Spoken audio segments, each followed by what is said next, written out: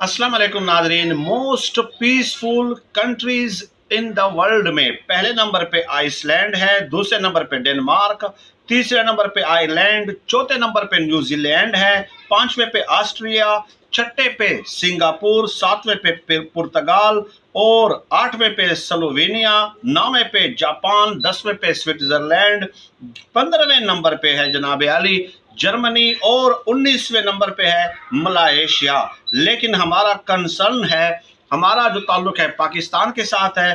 Pakistan, China और India कौन से नंबर पे हैं? चाइना जो है वो 80 नंबर पे है इस फहरिस्त में। India most peaceful countries in the world में 126 नंबर पे है और पाकिस्तान जो है वो है 146 नंबर पे। 143 नंबर पे इसराइल है और यूनाइटेड स्टेट्स जो है वो भी हैरत की बात है कि 131 नंबर पे आ जाता है।